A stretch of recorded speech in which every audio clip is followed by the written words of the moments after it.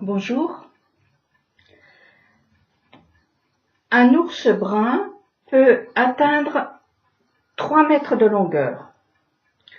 Pas étonnant que lorsque David le berger s'est trouvé face à Goliath, il ait pensé aux ours qu'il a dû affronter pour défendre les moutons de son père dont il avait la charge. Le géant Goliath avait sans doute l'allure d'un ours dressé sur ses pattes arrière.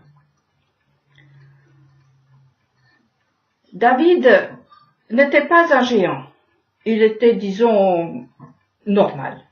Il ne pouvait donc pas combattre à armes égales avec ce grand carnassier.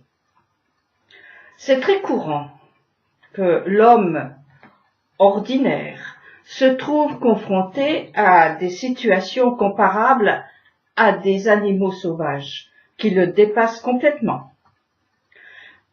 L'animal peut avoir de nets avantages dans la musculature, l'ouïe, la vue, l'odorat, même la détermination et peut-être aussi la ruse.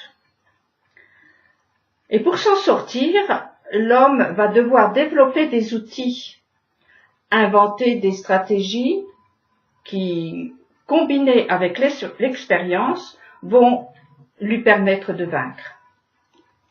Il lui faudra observer, réfléchir, tirer leçon des réussites et des échecs dans les affrontements et ainsi trouver la faille de l'adversaire et l'exploiter. David était berger de métier. Il gardait des animaux dont la seule défense est de se regrouper. Le mouton est craintif, il ne peut compter que sur le berger et éventuellement son chien. Seul le bélier est capable d'attaquer et de se battre. Il est d'ailleurs redoutable, il peut tuer. Il a une tête très dure. Mais devant un ours, même un bélier ne fait pas le poids. Il est fort, mais trop petit. Comme le berger d'ailleurs. David a trouvé une arme toute simple contre ce molosse, un lance-pierre. Reste à trouver le point faible, la faille de la carapace de l'ours. Apparemment, David a appris qu'il fallait le viser à la tête. À regarder de près, l'ours a une petite tête, comme tous ceux qui comptent sur leurs muscles. C'est vrai, si vous regardez attentivement une tête d'ours, il a vraiment l'air idiot avec ses petits yeux, sa truffe minuscule. Oui, il a une grande gueule, mais il ne respire pas l'intelligence.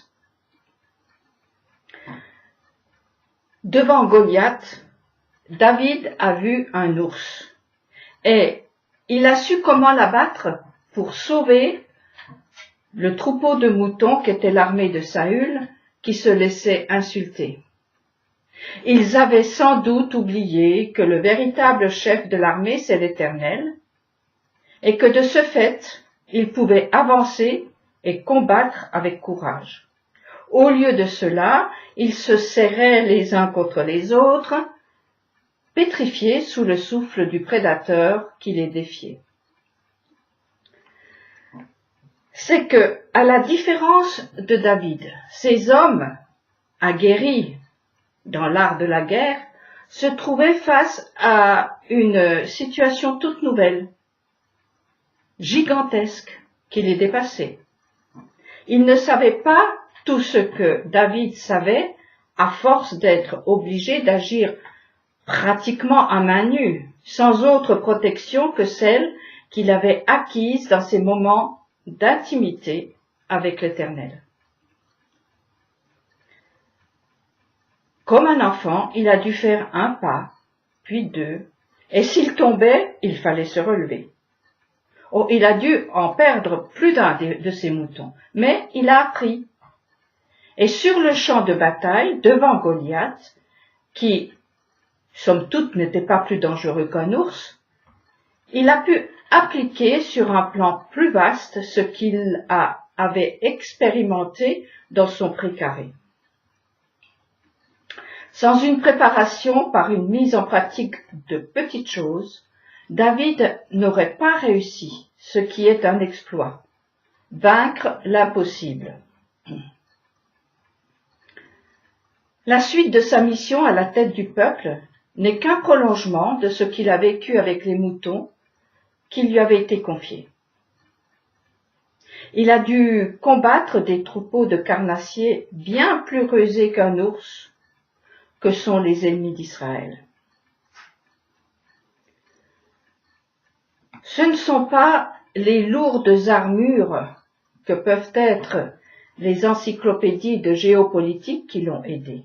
Non, c'est son petit livre à lui, écrit avec sa plume et qui résume son expérience, qui l'a sauvé.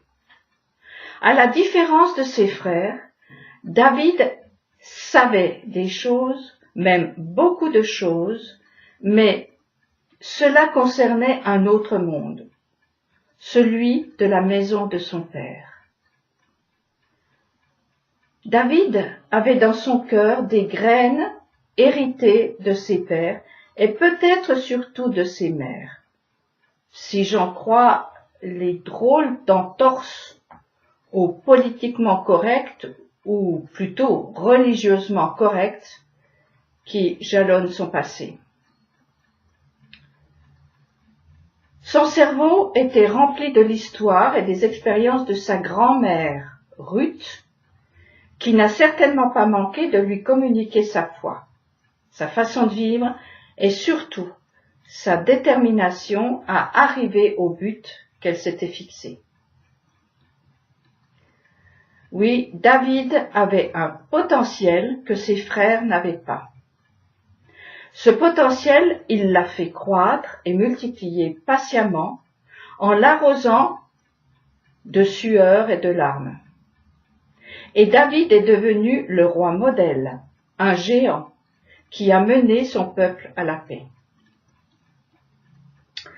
C'est lui-même qui dira dans un de ses psaumes: « Ceux qui ont semé dans les larmes puissent-ils récolter dans la joie? C'est en pleurant que s'en va celui qui porte les grains pour les lancer à la volée, mais il revient avec des transports de joie, pliant sous le poids de ses gerbes. » Vu la récolte, David a sans doute beaucoup semé et beaucoup arrosé dans la solitude de ses parcs à moutons. Jusqu'à ce jour, personne ne l'a égalé. Il reste un modèle. Tout comme ceux qui ont reconstruit les murailles de Jérusalem après l'exil de Perse. David avait d'une main la Torah et de l'autre l'épée. Il était poète et soldat. Il a travaillé avec son cerveau, son cœur et ses mains, le tout étant connecté à la source de la sagesse et de l'intelligence. Ce n'était pas un homme parfait, il a chuté, et même gravement. Mais il s'est toujours relevé, et ce, certainement grâce aux petites choses qu'il a vaincues et dont il a tiré des leçons de vie. Avant de vouloir changer le monde, changeons-nous nous-mêmes, peut-on lire ici et là sur les réseaux sociaux. Oui. Avant de vouloir reconstruire le monde, ton monde, il est comment? Qu'as-tu construit?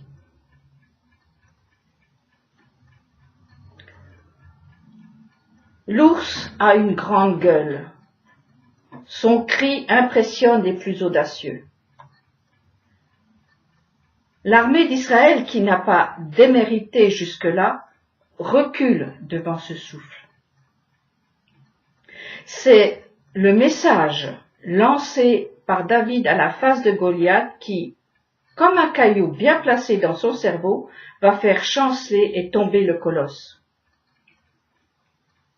Cette leçon n'est pas sans rappeler la vision de Daniel, qui a vu une statue immense représentant des royaumes puissants.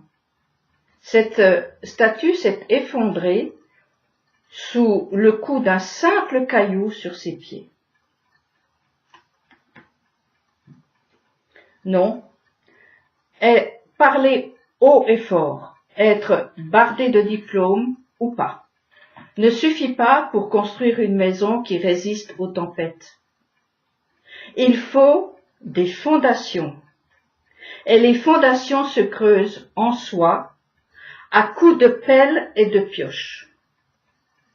Il ne faut pas avoir des pieds d'argile ou une petite cervelle dans une grosse tête.